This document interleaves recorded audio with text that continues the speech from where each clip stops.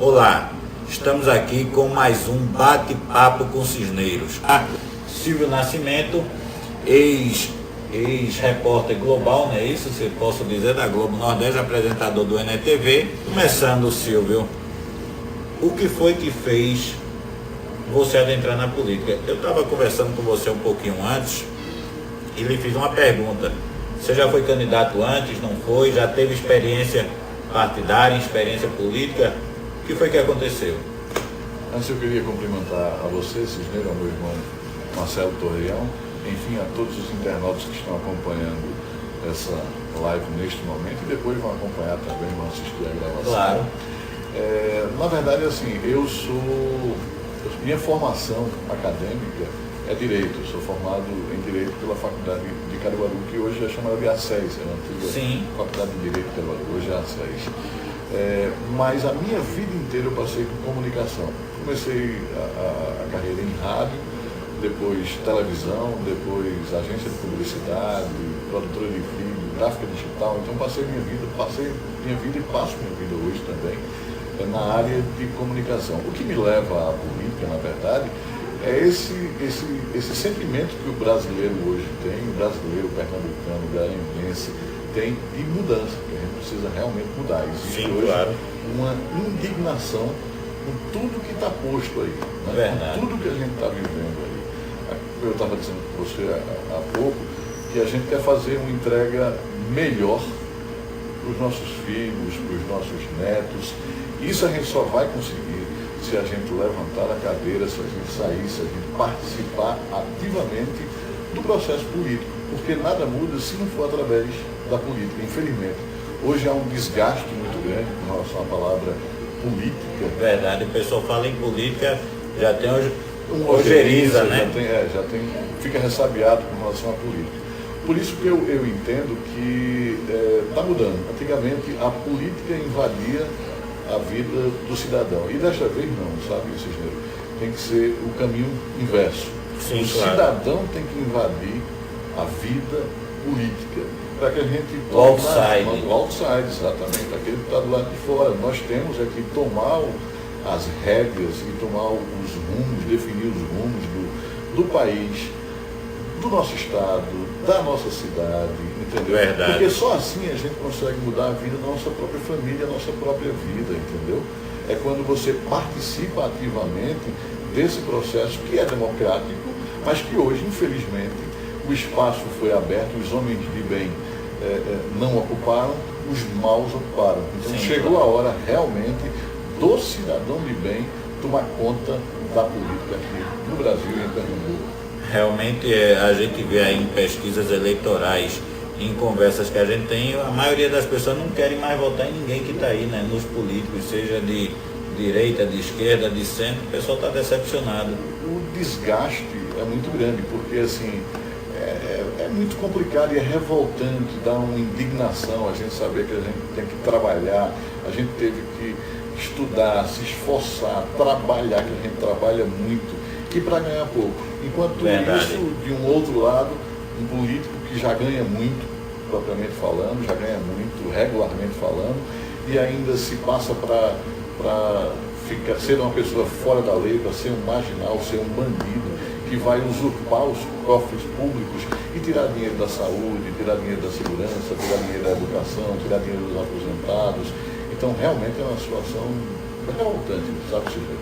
Entendo. Silvio, a gente conversando, você é um outside céu da política, hoje você vive da profissão de advogado ou de comunicação? Não, de comunicação. Na verdade, eu fiz o curso de Direito, mas porque, vamos lá, há 30 anos eram escassas as alternativas. Sim. Não dizendo que o curso de Direito seria um curso ruim, mas era aquele que mais eu me identificava no momento, né? Sim, claro. Lá em Caruaru, acho que a gente tinha odontologia, Direito e curso de formação de professores. Sim, sim. Então optei pelo curso de Direito. Mas a minha vocação sempre foi a comunicação. Daí sempre gostou da comunicação. Daí trabalhei em rádio. Você trabalhou na Globo Nordeste, não é isso? Trabalhei na TV Asa Branca. Na Globo Nordeste eu sempre tirei as férias do Hugo Esteves. Quando estava de férias eu Você apresentava o NTV? Apresentava o NTV. Na verdade, inclusive, Cisneiro, eu cheguei a inaugurar aqui a TV Asa Branca, que teve uma sede da TV Asa Branca aqui na Avenida. Sim. E Lembro. Lembra? Pronto, que era uma casa que hoje é uma clínica. É verdade.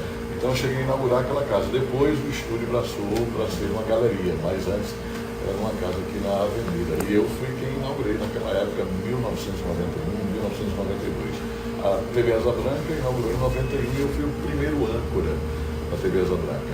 Aí passei por âncora, por repórter, por produtor, por chefe de jornalismo, enfim, passei. Depois fui para a divisão de comunicação. Estou aqui tendo a oportunidade de entrevistar um colega aqui, Silvio Nascimento, e ao final aqui já trocar algumas ideias, né, Silvio? Eu sei que experiência não vai faltar. Agora, Silvio, o que você falando o que te trouxe para a política, essa indignação, mas o que te fez vir para o PSL, para o PSL, né? E o que te faz ter a simpatia e estar no mesmo partido e apoiar o deputado federal Jair Bolsonaro, que se coloca como pré-candidato a presidente? Na verdade, eu sempre disse que o meu partido é o Jair Bolsonaro, porque eu acho que assim, ele iria para o Patriota e eu fui o presidente estadual do Patriota. Depois ele não foi mais patriota, resolveu para o PSL. Participei de todas as articulações para que ele fosse para o PSL também e acompanhei ele. Ou seja, o meu partido, na verdade, é Jair Bolsonaro. E por que essa simpatia, por que esse apoio ao Jair? Por entender que ele hoje é o único em condições de fazer uma mudança substancial na política do país. Ele é um cara que não se vende, que não se presta a arranjos, que está firme nas suas posições, que são posições conservadoras, das quais eu tenho total alinhamento. Então, esse apoio que eu presto a Bolsonaro vem justamente de entender, por exemplo, que eu sou contra e ele é contra a ideologia de gênero nas escolas. Isso não tem nada absolutamente... Não tem perigo de vocês aprovarem algo desse tipo? Não, o que eu digo é assim, não tem nada a ver com homofobia. Sim, claro. Né? Na verdade, assim, nem Bolsonaro, nem eu sou contra o homossexualismo de jeito nenhum. O que é que a gente é contra? A gente é contra o kit gay nas escolas. Isso aí realmente a gente é contra. Que a criança de 6, de 7 anos seja ensinado na escola que não existe menino, que não existe menino. A gente é a favor que a escola ensine português, matemática, geografia, e jamais gênero, questão de sexualidade, como também a escola não deve ser, digamos assim, uma fábrica de militância. A escola também não tem que se envolver em política, tem que se envolver em cidadania, que é diferente, concordo. Mas em política jamais. E muitas vezes o que a gente vê é que escolas públicas, universidades federais, são verdadeiras fábricas de militantes. E que, assim, tanto eu quanto Bolsonaro, tenho certeza que o meu irmão Marcelo, nós somos todos contra esse tipo de coisa. A escola tem sim que ensinar português, matemática, geografia, cidadania, mas esse tipo de coisa não. Mas não é só aí que existe um alinhamento com o Bolsonaro, não. Quando a gente fala, por exemplo, do direito à propriedade, eu acho que se você trabalha, se você consegue juntar algum dinheiro, você compra um terreno, um sítiozinho, uma fazenda, não importa o tamanho, mas pode crescer. Você tem direito à propriedade. Claro. É um absurdo que você vá dormir hoje dono daquela propriedade, justo e de direito, e que amanhã aquilo não seja mais seu porque foi invadido, porque foi destruído. Então eu não acredito em movimentos sociais como, por exemplo, os sem terras vêm se comportando. Aquilo não é comportamento de movimento social, é comportamento de militância e de terrorista. Além disso, a gente fala sobre o Estado mínimo e sobre diversas questões que o meu amigo Marcelo também pode pontuar aqui o porquê do apoio dele ao Jair. Mas, Silvio, como nosso, eu percebo que vocês se cumprimentam, se alimentam como irmãos, né? Assim, exatamente. Porque, irmãos, é uma irmandade de seguidores de Bolsonaro, é isso? Não, na verdade não é irmandade. Eu acho que assim... Ou é irmão maçom? Eu sei que Marcelo é maçom, Eu sou maçom. Você também? Eu também sou maçom. Mas aí eu quero saber, vocês se tratam como irmãos pela maçonaria ou por serem seguidores de Bolsonaro? Não, tá? O nosso tratamento de irmão é pela maçonaria. Pela maçonaria.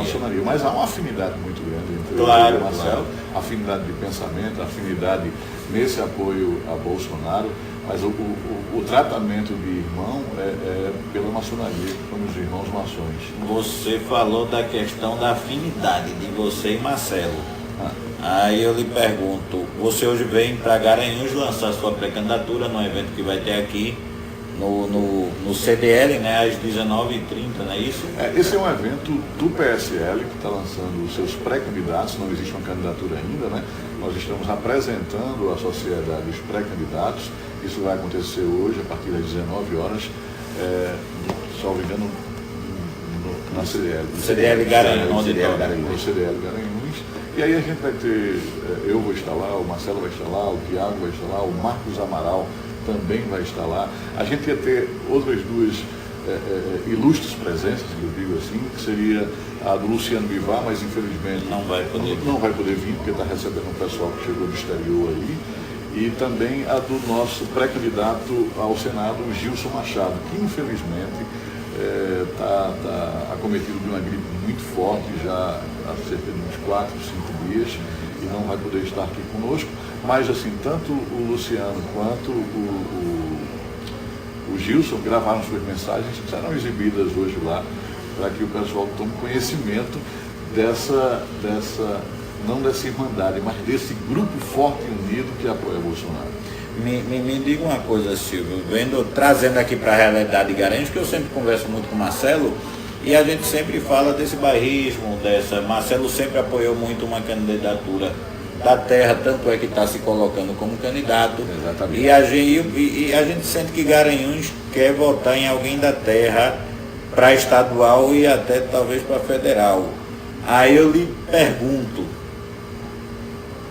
o que você pode dizer para quem está nos assistindo aqui de Garanhuns e região, qual motivo eles teriam de votar em Silvio Nascimento? Porque eu acho que eu também sou da terra. Na verdade, eu não sou de Caruaru, eu sou nascido em Recife, eu vivi muito tempo em Caruaru, eu tenho participações marcantes na minha vida nas cidades de Santa Cruz do Capibaribe, aqui em Garanhuns, como eu acabei de citar, vim para cá, fiz muitas reportagens. Tem uma história aqui. Tenho toda uma história aqui em Garanhuns, então não me considero um forasteiro, me considero, na verdade, um que faz parte também da terra. Até porque é deputado federal de Pernambuco, né? A gente não tem o voto distrital aqui, né? E na verdade assim, eu já disse isso ao Marcelo, já disse isso a Edu Cabral, uma pessoa que vocês devem conhecer aqui também. Abraço para Edu.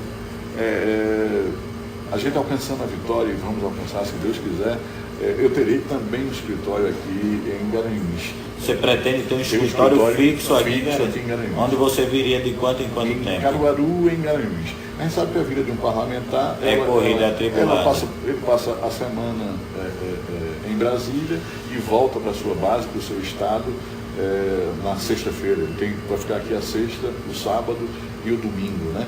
E eu pretendo me dividir realmente nessas cidades aqui. E quando eu falo montar um escritório em Caruaru e um em Garanhuns, não quer dizer que estarei ausente de outras cidades. Entendo, muito pelo contrário. Claro. Estarei presente. Seriam cidades polos. Exatamente. Conversando com as lideranças, entendendo. Agora, só que assim, como Garanhuns é uma cidade polo do Agreste Meridional, como Caruaru é uma cidade polo do Agreste Setentrional, eu acho que esses dois escritórios aí ficam próximos às outras cidades. Verdade, e a gente pode articular a partir Eu lhe fiz a pergunta, quando a gente passou para Marcelo, sobre o que você teria já em mente para Garanhuns. E em cima disso que Marcelo falou, eu lhe pergunto, você, como pré-candidato a deputado federal, a gente sabe que vocês defendem muito a livre iniciativa, né?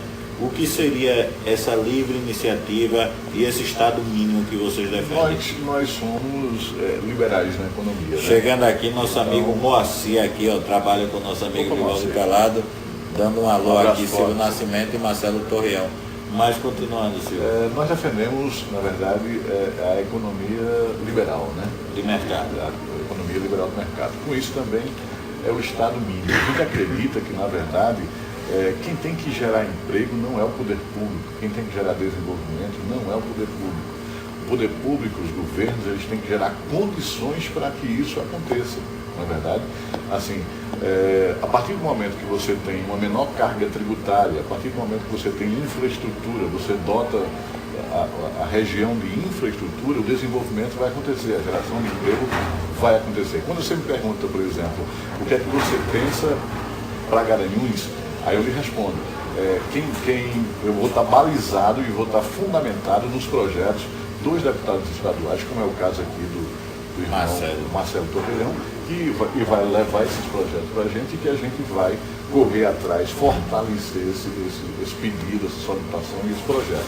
Mas Garanhuns a gente tem preocupações do tipo assim, Garanhuns é uma cidade polo, de um comércio extremamente forte e que eu acho que isso tem que ser levado em conta cada vez mais. Garanhuns é uma cidade turística e isso tem que ser levado em conta cada vez mais. Além disso, como bem posicionou aqui o meu irmão Marcelo, ela faz parte da bacia leiteira do Agreste Meridional, que precisa ser incentivada, o governo precisa estar junto, não interferindo, mas de certa forma ajudando. Ajudando de que forma? Com infraestrutura. Por exemplo, vou dar um exemplo aqui solto, mas a duplicação aqui da BR-423, ligando-se ali com a BR-232. Isso é um exemplo básico de infraestrutura que o governo pode prover para que gere desenvolvimento. Então, é justamente esse o nosso projeto, esse cuidado que a gente tem que ter em dotar os municípios e o Estado de infraestrutura para que eles se desenvolvam.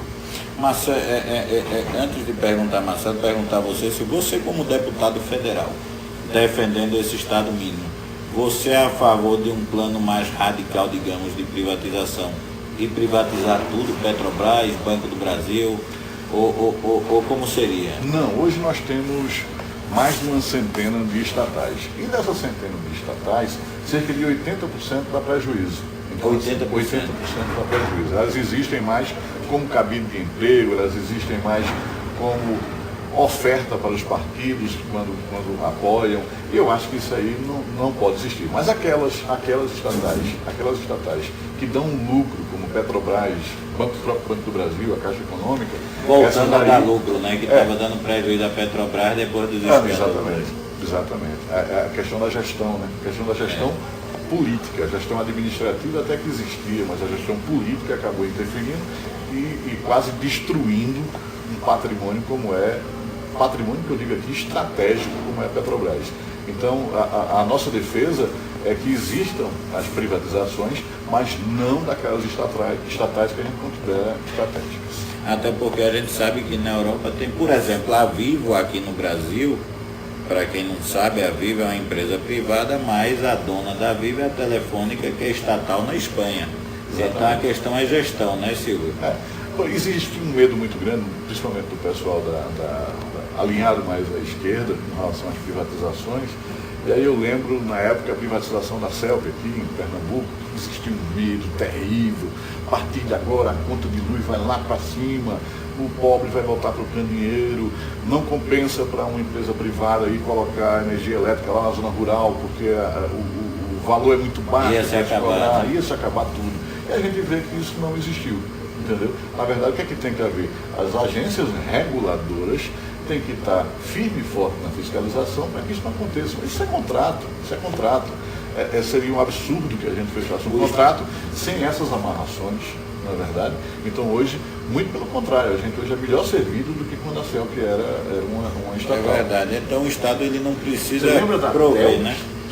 Imagina o quanto inclusive eu aqui não tenho mais do que 25 anos, mas aqui eu sou nessa faixa, 26, também está nessa faixa, Marcelo deve estar um pouquinho mais, menos de 30. Mas eu sou do tempo que minha mãe saía de casa, pegava na minha mão para ir na Telp, sentar lá e esperar a cabine desocupar para ligar. Exatamente. Não é verdade? Hoje a gente onde está é o celular, né? Hoje a gente tem mais aparelhos celulares do que população. E linhas fixas, então nem se fala, ficou lá para trás. Né? Ficou lá para trás, hoje nem se usa mais. É um exemplo bom da questão do sucesso da privatização. Vocês acreditam que Jair Bolsonaro, tendo sucesso na eleição presidencial, ele conseguirá eleger uma base para lhe dar sustentação na Câmara e até nos estados, uma representatividade? Nós estamos trabalhando para isso. Só o fato de ele sair do PHS do Estado e vir para o PSL, já migraram com ele 11 deputados. 11 deputados. Eles já estão com ele. Já vieram para o PSL. A gente tem uma meta simples, eu acho que extremamente modesta, a gente sabe que alcança mais, mas assim, a gente tem a meta de eleger um deputado federal por estado. Então nós teríamos aí por baixo, e o Distrito Federal, né, nós teríamos aí mais de 27 deputados, com 11 que já existem, iríamos para 38. A gente sabe seria que uma representatividade. E eu estou te falando assim do mínimo, né? Do mínimo. Eu acho que a gente tem inchado. Mas o que foi que o Brasil ganhou emprestando esse dinheiro a Cuba, Silvio? O que foi? A gente assim, ganhou o quê? Qual foi a troca, o intercâmbio? Na verdade, o Brasil não ganhou nada e não ganhará nada trabalhando com os governos comunistas. Na verdade, Totalitário. Perder. E perder não é pouco, perder muito. Como o que aconteceu com a refinaria na Venezuela, a gente tem esse exemplo. Na Bolívia, desculpa. Na Bolívia a gente tem esse Até agora eu não entendi porque foi doada aquela refinaria. Na verdade, eu não entendo a gente como ganhou doada, eu entendo como tomada mesmo. Entendeu? Ela foi, na verdade, privatizada.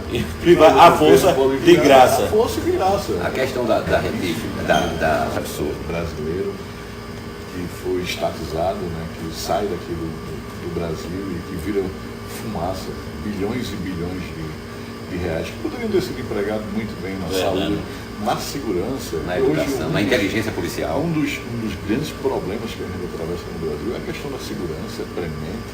Pernambuco não fica de fora e é um dos campeões de violência no Brasil e no mundo, né? Para você ter uma ideia, na relação número de assassinatos por 1.000 habitantes, Pernambuco ganha para o Rio de Janeiro. E no relativo é complicado. Uma guerra interna, né, dos homens de bem. Houveram agora uma redução. O governo do estado divulgou uma redução nos números, não foi? De feminicídio, de homicídio. São números falaciosos. Você acredita que são falaciosos? Falaciosos, a imprensa não tem Falácia é a mistura de verdades com mentiras. Então, assim, a imprensa, infelizmente, não tem acesso aos números reais. E também o que ocorre é o seguinte, só para você ter uma ideia, no ano passado, 2017, 5.217 pessoas foram assassinadas. 5.217 pessoas foram assassinadas. Só em Pernambuco? Só em Pernambuco, só no ano passado. No Brasil, foram mais de 60 mil pessoas assassinadas.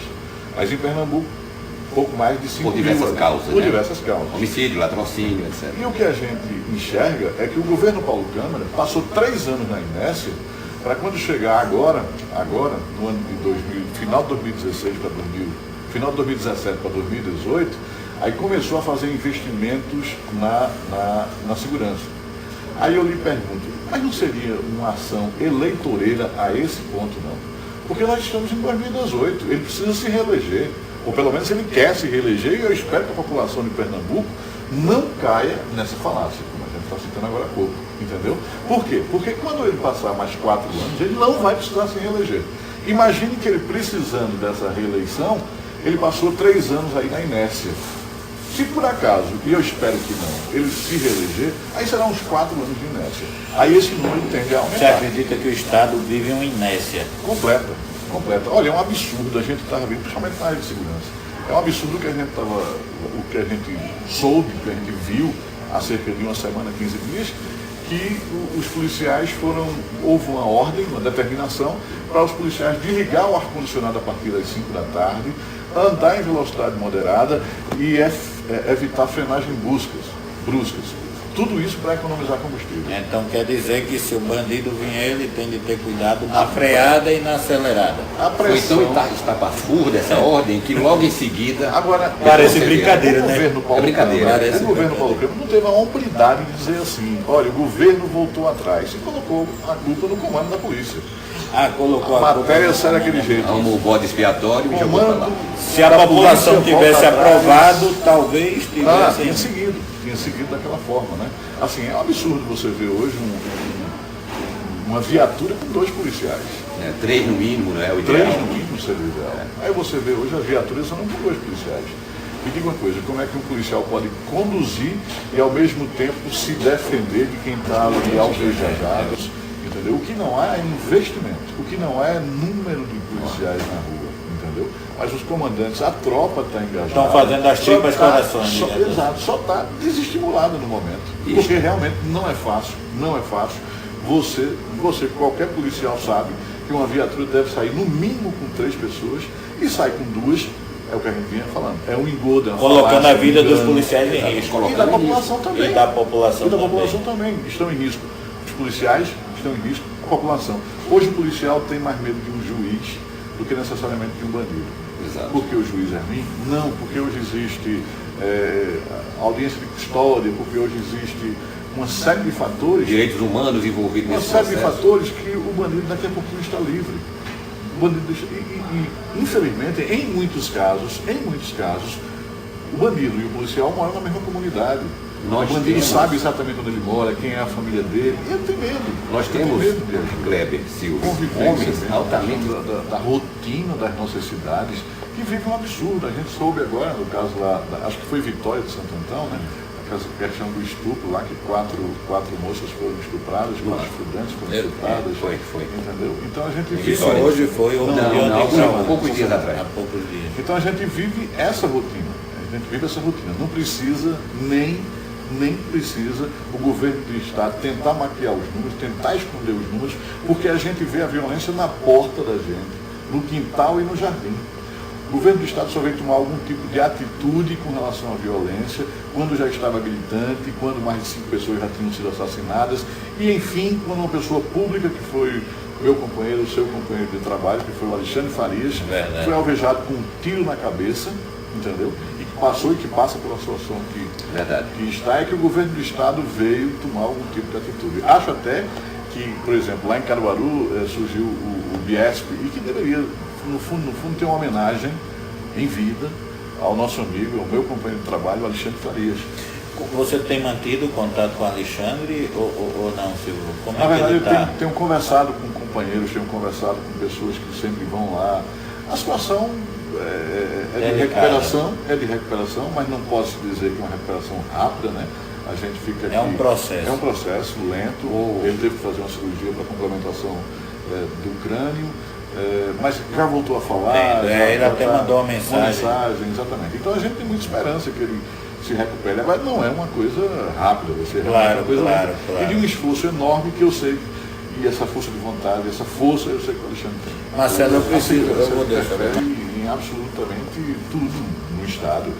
A segurança interfere no desenvolvimento econômico, não é verdade? Verdade, Só claro. num exemplo rápido, quantos ônibus foram assaltados vindo para o polo de confecção? Nós temos aqui o polo GC do Araripe, temos a bacia leiteira aqui do Agreste Meridional, temos o polo de confecções do Agreste e temos o polo petroquímico em Recife. Mas assim, tomando como base o polo de confecções do Agreste, quantos ônibus foram assaltados indo comprar ou saindo mesmo das cidades de Santa Cruz, Toritama, Caruaru? Então, assim, essa é uma prova cabal do quanto a segurança interfere no desenvolvimento. Aí o governo, ao invés de colocar patrulhas, ao invés de oferecer segurança, muitas vezes oferece um trailer da Receita Federal para cobrar impostos. É bem diferente. Ou seja, o foco e o objetivo do governo, nesse momento, me parece ser completamente diferente. Aí a segurança interferindo na educação, você sabe, nós sabemos que existem hoje traficantes na porta de escola, aliciando menores, existem hoje, infelizmente, nossos jovens consumindo drogas dentro e fora de escola, e tudo isso passa pela segurança. A partir do momento do turismo, bom, enfim, a segurança, ela é uma bola de estudo do Estado. De ilicitude. Veja, o policial... O que seria esse excludente? É quando ele responde à altura, quando ele é alvejado e que ele responde à altura, ele não será processado. Tu está entendendo? Seria mais ou menos isso aí. Seria uma carta branca para ele atirar? Não. É uma carta branca para ele se defender. E para nos defender. Exatamente. Hoje o Algum policial... país do mundo funciona dessa forma? Os países desenvolvidos, já nos Estados Unidos, quando ocorre um crime onde o bandido vai e alveja o policial, mas o policial consegue abater, digamos assim, o criminoso, ele recebe um exemplo, é o cunhado de Ana Hickman, né?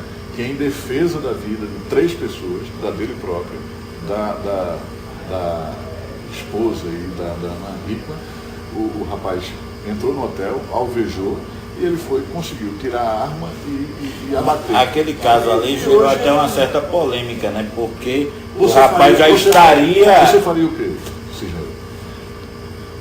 Se você tivesse Só na hora. se você tivesse a oportunidade do cara estar apontando para você, se você tivesse a oportunidade. Não, ele apontando para mim, eu apontando para ele. Só eu ou Você ele. puxaria o gatilho?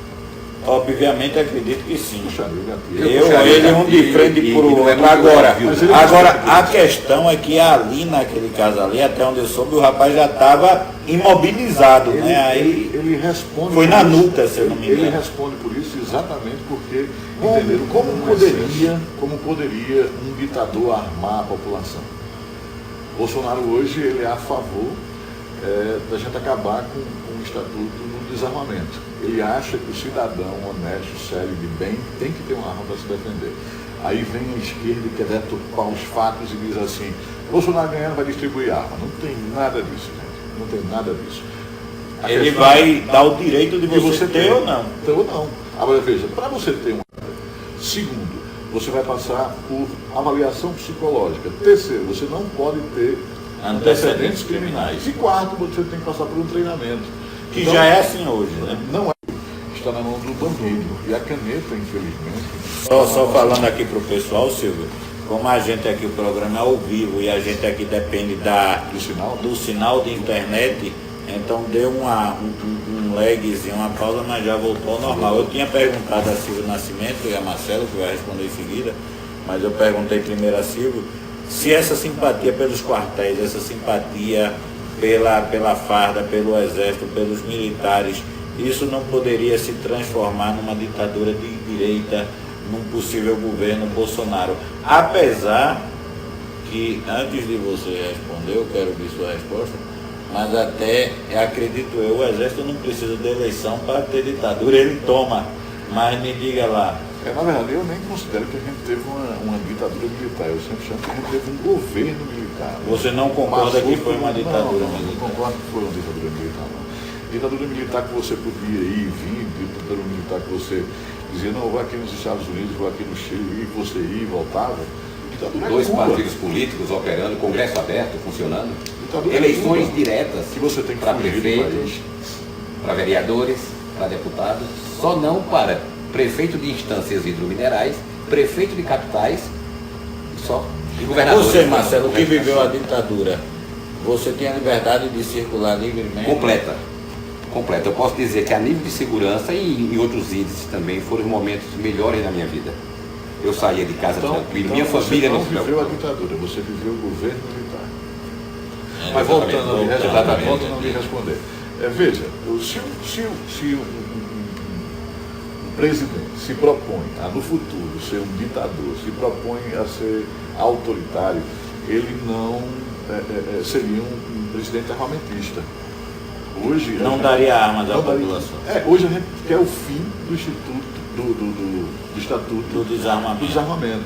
Não longe, muito longe do que a esquerda deturpa, dizendo se Bolsonaro ganhar vai distribuir arma. Não tem nada a ver com E isso. para aqueles que alegam que abolindo o Estatuto do Desarmamento, você armando a população, mesmo os indivíduos de bem, não estaria colocando em risco essa mesma população que não teria talvez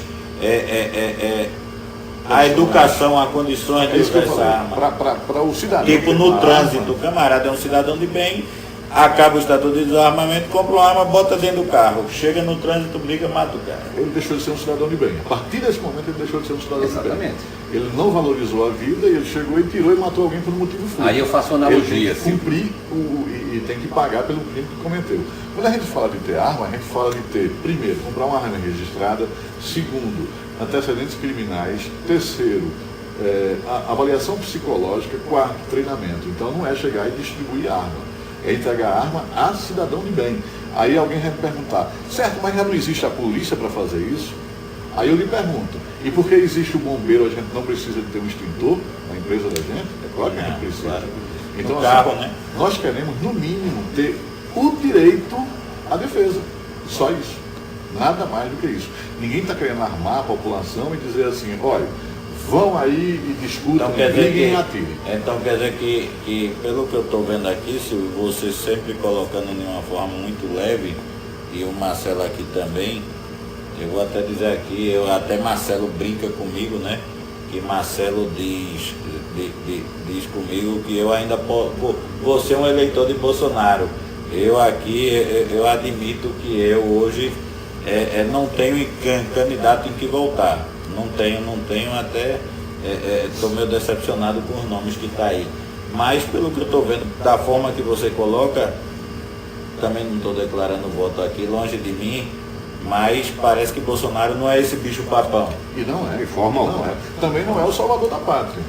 Né? Não é como alardeiam alguns aí que seria o salvador da pátria. É um homem comum que veio com uma missão. É principalmente um homem honesto. Que infelizmente é uma escassez no mundo político, é a honestidade. E que na verdade não pode ser entendido como virtude, mas como obrigação. Algumas pessoas perguntam assim, certo, o que foi que Bolsonaro fez em 26 anos de deputado? O que foi que ele fez? Primeiro, ele tem mais de 600 projetos. Segundo, porque você faz um projeto não quer dizer necessariamente que esse projeto seja aprovado. E em terceiro, infelizmente, só o fato de ter permanecido incorruptível durante os 26 anos já merece o meu respeito. Mas aí eu pergunto a vocês, Silvio, o que dizer desses rompantes de Bolsonaro, como esse último agora que disse aqui para os petistas do Nordeste comer capim? O que dizer desses rompantes, ele como presidente, ali sentado na cadeira, e aí, como é que fica? Deixa eu dizer, Bolsonaro tem um temperamento, eu tenho um temperamento, você tem um temperamento, o Marcelo tem um temperamento diferente. Aquele é o temperamento dele. Mas falando particularmente sobre essa questão do vídeo do capim, né? O primeiro ponto, eu admito a você que ainda não vi esse vídeo, viu? Viu não? Não, ainda não. Mas eu vou Se assistir, veja o vídeo na íntegra. Ainda não assisti o Vou lhe vídeo. falar. Primeiro, aquilo foi gravado há 2 anos. Não foi agora. Não, na maratona do Rio de Janeiro. Vamos lá, Rio de Janeiro. Né? Quando ele estava assim na beira da calçada, foram passando alguns corredores e cumprimentando ele. Passou uma leva de pessoal do PT, realmente, com camisa, aquela coisa toda, e começou a xingar ele. Xingamentos que não tenho condição de dizer aqui. Entendi. De dizer, chamar ele de filho disso, de mandar pra lá, pra cá e por aí vai. Ele escutou uma vez, escutou 2, 3, 4, 5, e depois ele foi e gravou aquele vídeo do capim. Na verdade, foi uma reação ao momento que ele tinha atravessado. É interessante que quando a pessoa quer fazer o que a gente chama de assassinato de reputação, e hoje a gente está vivendo esse advento da internet e das redes sociais, que no fundo, hoje todo mundo tem a capacidade de julgar, né, através das redes sociais, você consegue, digamos assim, dentro dessa cortina, você chegar lá e colocar um comentário condenando ou absolvendo alguém, na verdade. Então, lá nas redes sociais, o pessoal... Engraçado é que as pessoas não checam e já passa com verdade. Exatamente. O pessoal de esquerda foi o que fez. Pegou o vídeo, recortou, aproveitou só a parte que interessava para eles, que é boa noite, aproveitou só a parte que interessava para eles, né, e exibiu no dia seguinte a maratona de São Paulo, que domingo agora vai fazer 15 dias. Isso aconteceu na maratona do Rio, há 2 anos, foi reexibido, editado, só a parte que lhe convinha, né, a parte que ele fala do capim, e a pior parte, e a que me deixa mais... Depois me manda esse vídeo completo, que eu até estou curioso para assistir. Eu admito que não assisti. Uma das piores partes foi o seguinte, quando exibiram o vídeo, exibiram em cima, veja o que Bolsonaro fez com os nordestinos. Ele não fala em nordestino. De jeito nenhum. Mas olha, eu acredito, viu, Marcelo, que o problema é os excessos dos dois lados. Eu sou contra o excesso de esquerda e de direita, e seja ele qual for. Por exemplo, quando o Lula disse que aquelas mulheres do grelo duro, não houve essa alinhação. Quando o Lula disse, aqui em Pelotas, essa cidade é o maior exportador notório, é fácil você observar que Bolsonaro é o candidato mais atacado isso é pelas mídias tradicionais e pelos políticos de esquerda. Isso é verdade. Porque ele hoje é uma real está ameaça. em primeiro lugar nas pesquisas. Até na pesquisa da Datafolha, que é uma pesquisa não confiável, ainda assim ele está em primeiro lugar. pelo amor de Deus, não cabe na cabeça de ninguém dizer que Marina Silva e Bolsonaro estão empatados. Só na cabeça do Datafolha. Uma mulher que tem uma candidatura que hiberna. E 4 em 4 anos ela volta a aparecer. Não poderia, não tem como. Né? E aí está a força do povo. E Marina, ela tenta manter aquela imagem de pura, mas a gente sabe que, infelizmente, ela teve aqueles envolvimentos lá atrás, né? Eu queria ressaltar aqui para vocês, o pessoal que está assistindo a gente, da força popular, né? Dessa indignação, dessa revolta interna que a gente está sentindo, dessa necessidade de mudança. Para você ter uma ideia, em Pernambuco são mais de 80 autódromos com Bolsonaro. No Brasil são mais de 1.800 autódromos. Tudo as pessoas tiram do bolso. Tudo as pessoas tiram os apoiadores. O daqui saiu na Folha de São Paulo, né? O daqui de Garanhuns saiu na Folha de São Paulo. As pessoas tirando do bolso e fazendo campanha de graça. Como eles não, dizem. Eu tenho conhecidos aqui de graça. Marcel Nogueira aqui, seu irmão maçom, ele foi um dos que tirou no bolso. E eu estou citando Marcel Nogueira, que a gente todo dia se vê na Câmara. A gente deseja mudar. Com muito contato. A gente deseja mudar. Hoje, assim, esgotou, não dá mais para a gente ver kit gay, não dá mais para a gente ver sem terra invadindo fazendas produtivas, não dá mais para a gente ver 15 pessoas desses movimentos sociais impedindo a passagem de milhares de pessoas que estão querendo trabalhar, querendo produzir, muitas vezes doentes, em ambulâncias, e tem a passagem impedida por 15, 20 pessoas. Eu acho que chegou no limite. Nós precisamos realmente fazer uma mudança no Brasil. Tenho certeza absoluta que a população está consciente disso, que os cidadãos terão vez dessa vez. Não serão os políticos que terão vez. Os cidadãos. Chegou a vez do cidadão de bem, da cidadão de bem, entrar na vida política e modificar o que está aí. Eu vou dar uns minutos para vocês, se quiserem fazer as considerações finais. Não por mim, eu passo todo o tempo do mundo, mas você tem agora o evento, a reunião, vocês têm de estar lá, né? Mas aí eu quero desde já agradecer a presença de vocês aqui com a gente, desejar boa sorte no pleito de vocês e que vocês, eu tenho certeza que cada um de vocês vai querer dar o melhor, não só na campanha, mas tendo êxito, vão querer dar o melhor de si, né, para tentar transformar o país, como vocês dizem. E quero desde já dizer que o blog do Cisneiros, o Papo com Cisneiros é diferente do formato do cafezinho, que é toda segunda, mas o Papo com Cisneiros é isso, é itinerante, tanto faz estar aqui, ali, poderia ter sido até lá no CDL, esse bate-papo. Semana passada a gente começou com Tadeu Alencar e Dorival Figueiredo, 2 representantes de partidos de esquerda. Trouxemos agora 2 representantes de direita e o blog do Cisneiros se propõe a isso, Silvio. A esse debate franco, sincero, essa imparcialidade. Vamos trazer de centro, de direita, de esquerda, defensor disso, daquilo, livre mercado, mais Estado e fazer esse debate. Hoje não tivemos. Quem sabe no futuro vocês dois aqui com 2 colegas de esquerda e a gente ter um debate aqui do que seria melhor para o país com participação das pessoas. Então o nosso projeto é esse. Vocês estão livres para fazer suas considerações finais. Faz parte do regime democrático. Eu quero agradecer demais esse espaço que você abriu para mim, abriu para o Marcelo. A honra é nossa, o prestígio é meu tê-lo aqui. Obrigado. Para que a gente possa expor nossas ideias, nossos ideais. Gostaria de dizer, eu sempre digo isso, que eu antigamente, quando um amigo meu ia entrar na política e me dizia isso, então eu chegava para ele e dizia: rapaz, não faço não, você é uma pessoa de bem, e como é que você vai se meter numa coisa tão suja? Só que a gente já chegou... Tem que limpar, né? Tem que limpar. A gente tem que trocar, tirar os sujos e colocar os... A gente chegou num limite onde, se o cidadão de bem não ocupar esse espaço... Não, isso é verdade, ninguém aguenta mais. Os maus vão ocupar. E aí chegou realmente a vez do cidadão, daquele que não está na política, entrar e tentar promover essa proposição. O balde de água suja, meu irmão Silvio, quanto mais água limpa nós colocamos, eu nesse momento continuo incentivando você, cidadão de bem, participe da política, Da menor forma que há, é você votando, escolhendo a pessoa, analisando o currículo, analisando o histórico e votando nas pessoas certas. Você pode melhorar essa sua participação quando você pede voto para as pessoas certas.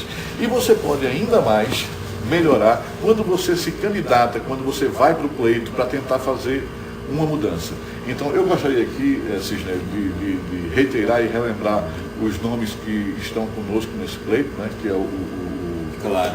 Vocês vão ter candidato a Jair deputado Bolsonaro. estadual, Nós temos candidato a deputado federal, estadual, vão ter os 2 senadores vamos ter senador, e nosso o amigo- governador também, nosso amigo Gilson Massado Neto, que é o nosso pré-candidato ao governo do Estado. ao Senado, e o Coronel Meira, que é candidato ao governo do Estado. Vocês vão Então, ter reforçando a chapa assim, com o palanque vamos ter- completo. Vamos ter o palanque completo. E como é que vocês estão de proporcional?